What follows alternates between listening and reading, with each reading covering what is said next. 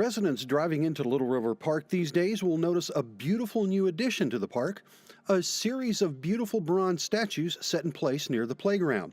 It's the second installation of art in the city's parks. The first public art project that we did in our parks was the Four Soldiers out at Veterans. And this is the second one, and they're different in a lot of ways, but they all speak to the same thing. They speak about the importance of art in Moore, our history, our heritage, and all those kinds of things. And so it's really a neat project and one to be a part of that's really exciting. This particular work of art was donated to the city by 7-Eleven Oklahoma. 7-Eleven has been part of the city of Moore for more than 50 years. And they've always been such a great partner to us that we just felt it was important to put together some sort of a tribute to the city and the people who live here.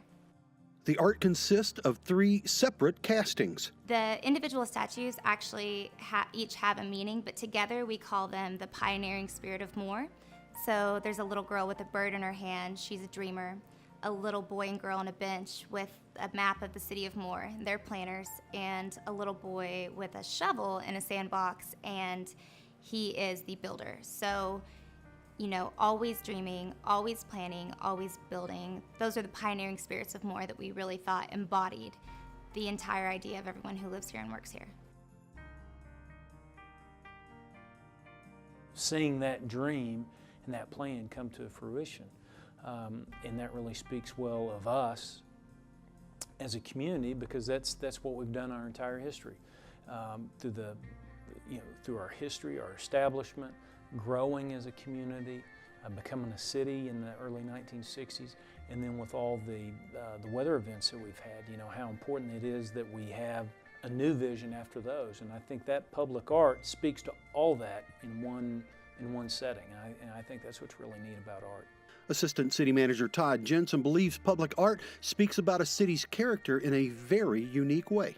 That's what I really like about art, and it comes in many forms and many fashions, but I think something like this that's really not abstract, it really sort of makes you think, and you see it. You may see it in a little bit different light than the other person, but it makes you think. We hope, first of all, that when people see the statues in the park, that they feel like they belong. They feel like that they really should be a part of the park and that they can interact with them, they're children. I think that we hope they see them as embodying the innocence of children and the lessons that we can learn from them, while, still keeping in the idea that we're talking about them being planners and builders and dreamers. And I think everyone can sort of relate to that, that spirit of a child, but then the trials of adulthood whenever you're having to plan and build and live your life.